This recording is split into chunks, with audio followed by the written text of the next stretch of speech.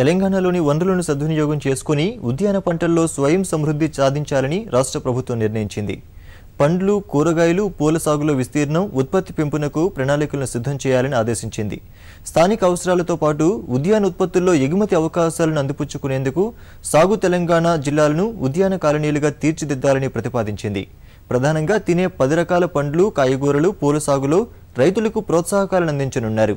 అంతేకాకుండా విస్తరణ, శిక్షణ, సాంకేతిక పరిజ్ఞానం, విపణి, మౌలిక వసతుల వృద్ధిపై రాష్ట్ర ఉద్యాన శాఖ, తెలంగాణ ఉద్యాన విశ్వవిద్యాలయాలు కృషి చేస్తున్నాయి.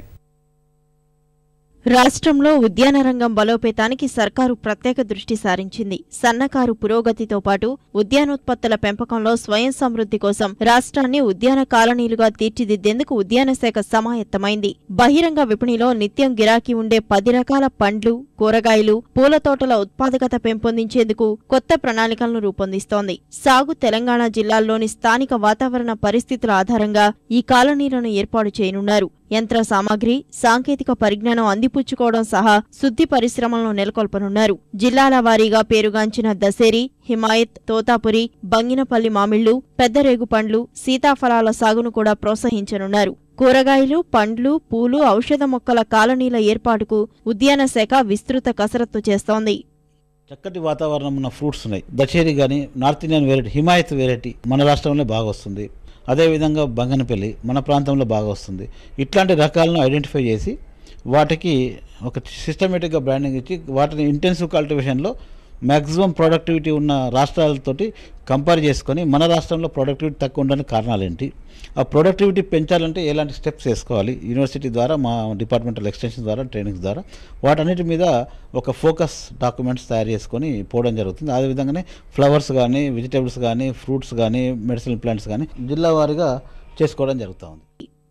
రాష్ట్రంలో 3.79 లక్షల హెక్టార్లలో పండ్ల తోటలు సాగవుతుండగా 46.38 లక్షల టన్నుల దిగుబడి వస్తోంది. రాష్ట్రాల వారీగా పరిశీలిస్తే పండ్ల తోటల సాగులో తెలంగాణది 3వ స్థానం, దిగుబడిలో 8వ స్థానం. 2014-15లో పండ్ల దిగుబడిలో 14.38 టన్నులతో నల్గొండ జిల్లా అగ్రస్థానంలో ఉంది. పండ్ల తోటల విస్తీర్ణంలో ముందున్న మహబూబ్నగర్ జిల్లా 10.08 టన్నుల ఉత్పత్తితో 2వ స్థానంలో ఉంది. ఉత్తరప్రదేశ్లో మామిడి తోటల్లో దిగుబడి హెక్టారుకు 18 టన్నులుంటే తెలంగాణలో 10 టన్నులు కూడా రావడం లేదు. పూల సాగులోనూ అదే పరిస్థితి. నిత్యం మంచి గిరాకీ ఉన్నా అందించలేని దుస్థితి. ఈ నేపథ్యంలో సర్కారు ఆదేశాల మేరకు శ్రీ కొండా లక్ష్మణ్ ఉద్యాన విశ్వవిద్యాలయం శాస్త్రవేత్తలు విదేశీ పూలతో పాటు దేశీయ రకాలపై పరిశోధనలు చేస్తున్నారు. చూసుకున్నట్టయితే మన తెలంగాణ ప్రభుత్వం దాదాపుగా 70% ఈ సబ్సిడీ ఇచ్చి మరి ఈ పాలీ హౌసుల్లో కూరగాయలు, పూలు మరి సాగు చేయాలనే ఉద్దేశంతో మరి ఇప్పుడు ఎంకరేజ్ చేస్తూ ఉంది. ఎందుకంటే అందుకనే మనం పండించేదానికంటే చాలా ఎక్కువ డిమాండ్ ఉంది కాబట్టి మనం ఇతర రాష్ట్రాల మీద ఆధారపడతాం. అందుకనే మన సీఎం గారు ఏంటంటే మన పూలు, మన కూరగాయలు, మన పండ్లు మనం ఇక్కడే స్వయం సమృద్ధి సాధించాలా, అలాగే మనం ఇతర రాష్ట్రాల మీద ఆధారపడవద్దు, రైతులకు గిట్టుబాటు ధరలు రావాలా, క్వాలిటీ మన ఈ పండ్లు, తర్వాత పూలు, కూరగాయలు మరి అందాలా అనే కాన్సెప్ట్ ఏంటంటే మనకి క్రాప్ కాలనీస్తో మరి దీనికంతా మనం ప్లాన్ చేస్తూ ఉన్నాం. తర్వాత ఈ జడారి రైస్ సదస్సులు అనేది ఏర్పాటు చేయడం ద్వారా మేము ఏమి టెక్నాలజీ డెవలప్ చేసాము, మరి అవసరం ఏముంది. మన పూల పరిశోధన స్థానం చూసుకున్నట్టయితే దాదాపు 150 రకాలు ఈ చామంతి రకాలు ఉన్నాయి, 10 రకాల దాకా మనకి బంతిలో ఉన్నాయి, కనకాంబరాలు, అలాగే ట్యూబరోజు, అలాగే గ్లాడియోలస్, ఇవన్నీ కూడా ఏంటంటే మనకి డెకరేషన్ పూలుగా ఎక్కువ వాడుతూ ఉన్నాం. మరి యూరోపియన్ కంట్రీస్లో పెరిగేటటువంటి రకాలను మనం తెచ్చుకుంటున్నాం కాబట్టి మరి ఈ రకాల మీద మనకి అనుకూలమా కాదా, అలాగే ఎరువుల యాజమాన్యం కూడా ఎంత ఇవ్వాలి అనే దాని మీద కూడా ఈ పరిశోధనలకు అనుకూలంగా దాని ఫలితాలని ఎప్పటికప్పుడు రైతులకు ఇవ్వటం, అలాగే డిపార్ట్మెంటు, అలాగే మీడియా ద్వారా కూడా మేము ఇవ్వటం అనేది జరుగుతుంది.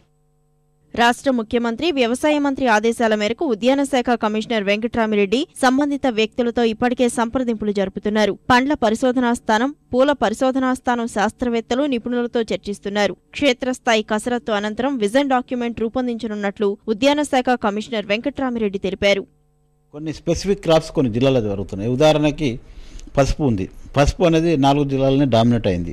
అది అల్లం ఉండే వరకు ఇప్పుడు ఒక జిల్లా ఉంది మనకు మెదక్. అదేవిధంగా అరటి, బొప్పాయి చూసుకున్నట్టయితే మహబూబ్ నగర్, రంగారెడ్డి, కరీంనగర్ ఇప్పుడు అరటికి బాగా ప్రసిద్ధి. సో ఆయిల్ పామ్ చూసుకున్నట్టయితే ఖమ్మంకి వస్తుంది. ఈ విధంగా కొన్ని స్పెసిఫిక్ క్రాప్స్ కొన్ని ఏరియాలలో మనకు ఉన్నాయి. వాటిలో క్వాలిటీ ఇంప్రూవ్మెంట్, క్వాంటిటీ ఇంప్రూవ్మెంట్, మన ప్రపంచంలో హైయెస్ట్ ఈల్డింగ్ ఉన్న దేశం ఏంటి, మన దేశంలో హైయెస్ట్ ఉన్న రాష్ట్రం ఏంటి, హైయెస్ట్ ఉన్న రాష్ట్రంలో ఎలాంటి కల్టివేషన్ ప్రాక్టీసెస్ వాడుతూ ఉన్నారు, ఎలాంటి వంగడాలు వాడుతూ ఉన్నారు, ఎలాంటి సస్యరక్షణ వాడుతూ ఉన్నారు, ఎలాంటి మార్కెటింగ్ చేస్తూ ఉన్నారు, ఎలాంటి స్టోరేజ్ కెపాసిటీ చేస్తూ ఉన్నారు అన్ని అవగాహన చేసుకొని మన విజన్ డాక్యుమెంట్ ఆఫ్ హార్టికల్చర్ గౌరవ ముఖ్యమంత్రి గారు 4వ తారీఖు ఆగస్టు రోజున యూనివర్సిటీ వారు తర్వాత అగ్రికల్చర్ హార్టికల్చర్ అందరినీ కలిపి కూర్చోబెట్టి మీటింగ్ చేయడం జరిగింది. దానికి అనుకూలంగా మన విజన్ డాక్యుమెంట్ పంటల క్రాప్ కాలనీస్ డెవలప్ చేస్తా ఉన్నాం. ఈ ప్రతిష్టాత్మక ఉద్యాన పంటల కాలనీల రూపకల్పనకు సంబంధించిన ప్రణాళికకు ముఖ్యమంత్రి ఆమోదముద్ర పడిన వెంటనే ఉద్యాన శాఖ అమల్లోకి తీసుకొచ్చే అవకాశం ఉంది.